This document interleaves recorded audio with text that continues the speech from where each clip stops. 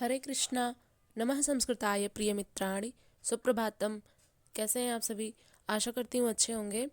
आज हम लोग श्रीमद् भगवद गीता के पंचम अध्याय के तीसरे और चौथे नंबर के श्लोकों का अध्ययन करेंगे।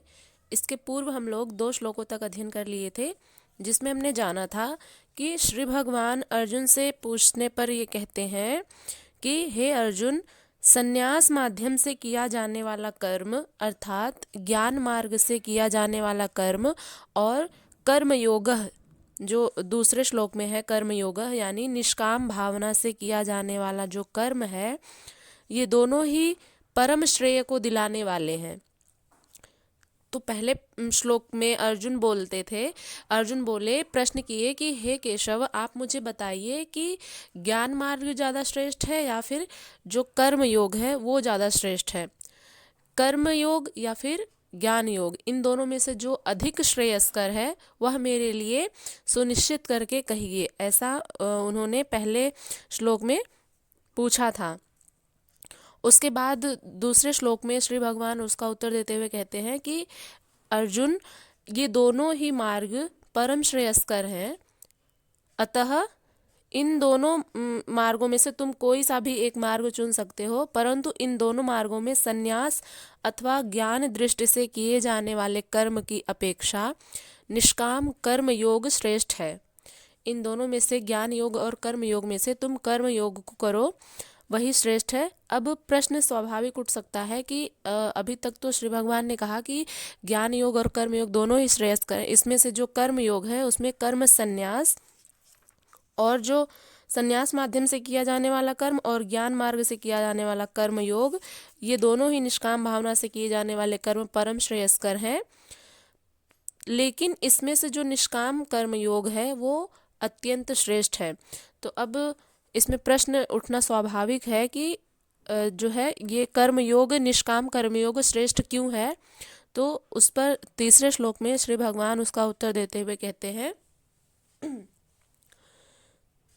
ज्ञेयः स नित्य सन्न्यासी यो न द्वेष्टि न कांक्षति निर्द्वन्द्वो हि महाबाहो सुखम बंधात प्रमुच्यते।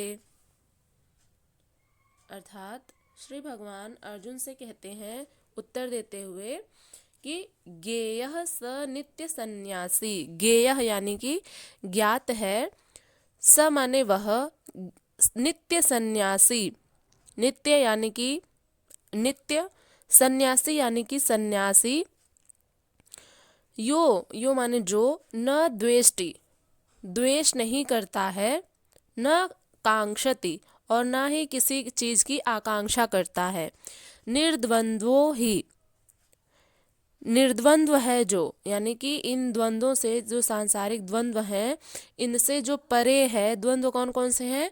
तो जो सुख दुख है, ईर्ष्या द्वेष आदि जो द्वंद्व हैं, इनसे जो मनुष्य परे है। महाबाहो, हे महाबाहो, हे अर्जुन, महाबाहो से यहाँ पर अर्जुन को लेंगे हम।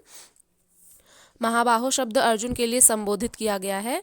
सुखम बंधात प्रमुच्यते, सुखम यानी कि सुख को, बंधात यानी कि भव बंधन से, प्रमुच्यते यानी सुखपूर्वक, सुखम बंधात प्रमुच्यते यानी कि सुखपूर्वक, बंधात यानी ये जो कर्म बंधन है उनसे, प्रमुच्यते यानी कि भली भांति मुक्त हो जाता है। प्र उपसर्ग लग गया है तो प्रमुच्यते का अर्थ हुआ भली भांति मुक्त हो जाता है। तो ये रहा शब्दार्थ। अब इस तीसरे श्लोक के व्याख्या को देखते हैं। श्री भगवान अर्जुन से कहते हैं, हे अर्जुन, जो पुरुष न किसी से द्वेष करता है और न किसी की आकांक्षा करता है, वह कर्मयोगी सदा सन्यासी ही समझने योग्य है। यानी जो मनुष्य, अब जरूरी नहीं है कि आपको सन्यासी बनने के लिए जा करके वन में रहना पड़े। सन्यासी की क्या परिभाषा है उसको बतलाए हैं श्री भगवान। वे कहते हैं कि जो पुरुष किसी से भी द्वेष नहीं करता है और ना ही किसी भी चीज़ की आकांक्षा करता है यानी इच्छा करता है, वह कर्मयोगी यानी जो अपने कर्म में निरंतर लगा रहता है वह कर्मयोगी सदा सन्यासी ही समझने योग्य है, यानी कि उसे तुम सन्यासी ही समझो, क्योंकि राग द्वेष आदि द्वंद्वों से रहित सुखपूर्वक संसार बंधन से वह पुरुष मुक्त हो जाता है। ये जो संसार के जो बंधन है, कर्म बंधन जो मनुष्यों को बांध लेते हैं, तो वे कौन कौन से हैं? जैसे राग द्वेष, किसी से राग बहुत अधिक आसक्ति और किसी से बहुत अधिक द्वेष, और सुख दुख, ये सब जो है, क्लेश, ईर्ष्या, अत्यधिक आसक्ति, ये सब जो द्वंद्व है इस संसार के, इनसे वह मनुष्य, वह सन्यासी, वह कर्मयोगी हमेशा के लिए प्रमुच्यते, यानी कि मुक्त हो जाता है, भली प्रकार से मुक्त हो जाता है। तो हे महाबाहो अर्जुन, जो किसी से ना द्वेष करता है ना किसी की आकांक्षा करता है, वह सदैव सन्यासी ही समझने योग्य है, चाहे वह ज्ञान मार्ग से हो या निष्काम कर्म मार्ग से ही क्यों ना हो। क्योंकि अभी श्री भगवान ने कहा कि ये कर्म योग और जो ज्ञान योग है ये दोनों ही श्रेयस्कर हैं। तो इन दोनों ही पथ पर चलकर कोई भी मनुष्य यदि ऐसे कर्म करता है, राग द्वेष से परे है, और अपना कर्तव्य कर्मयोगी की भांति अपने कर्म को करता जाता है, ऐसे निष्काम कर्मयोगी जो हैं वे ज्ञान मार्ग से कर्म करें या फिर निष्काम कर्म मार्ग से, तो दोनों ही श्रेयस्कर है। वो चाहे जिस भी मार्ग को अपनाए वह कर्म बंधन से मुक्त हो जाता है। तो राग द्वेष आदि जो द्वंद्व हैं उससे रहित वह पुरुष सुखपूर्वक भव बंधन से मुक्त हो जाता है। आशा करते हैं कि आप लोगों को ये श्लोक समझ में आ गया होगा। अब अगले श्लोक की तरफ बढ़ते हैं।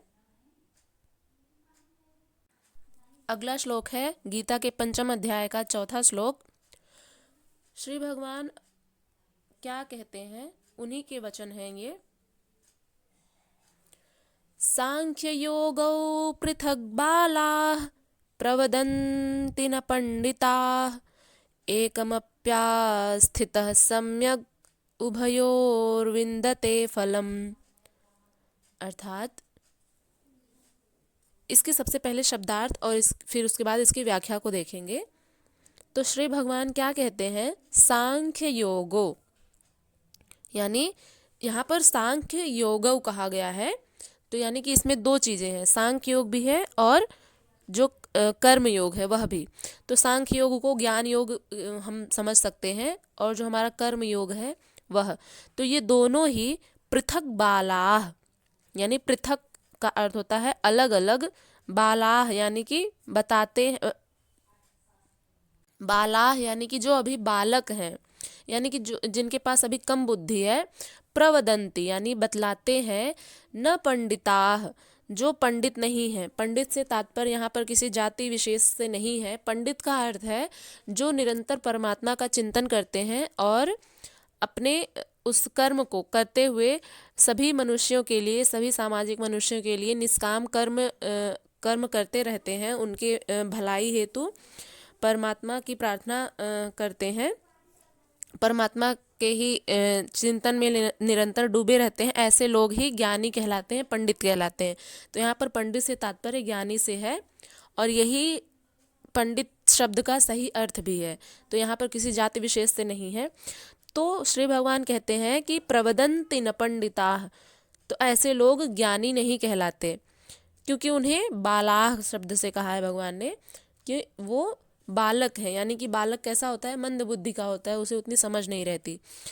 तो सांख्य योगौ पृथक बालाः प्रवदन्ति न पंडिताः एकमप्यास्थितः सम्यक् उभयोर्विन्दते फलम्, यानी एकम अपि स्थितः, एक में ही स्थित है, सम्यक यानी सम्यक यानी अच्छी प्रकार से, उभयोः विन्दते, उभयोः माने ये दोनों ही, विन्दते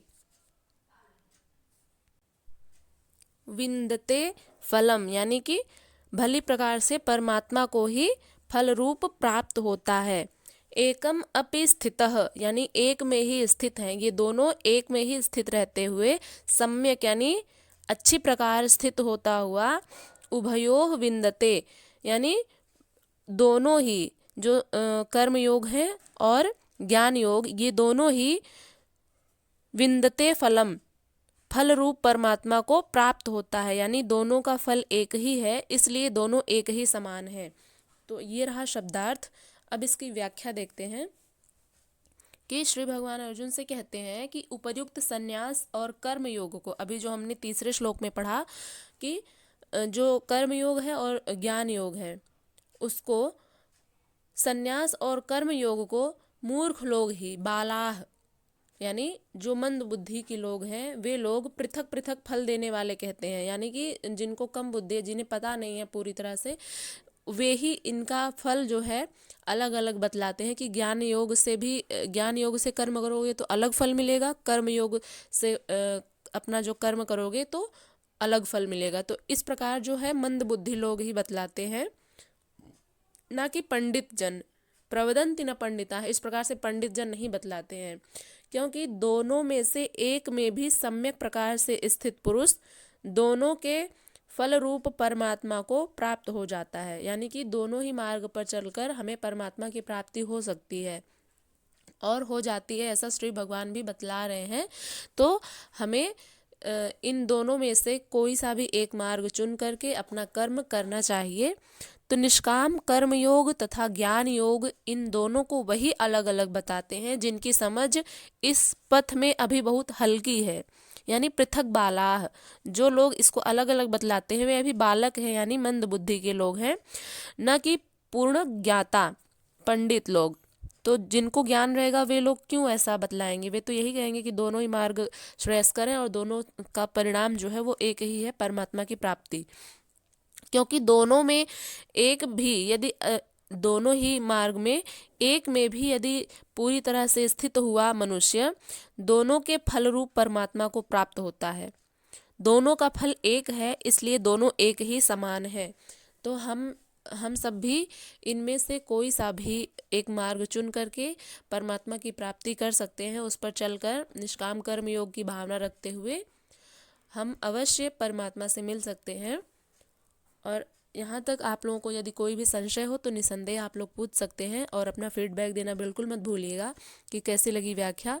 अब हम लोग मिलेंगे अगली वीडियो में अगले श्लोक के साथ। तब तक के लिए अपना ध्यान रखिएगा। नमः संस्कृताय।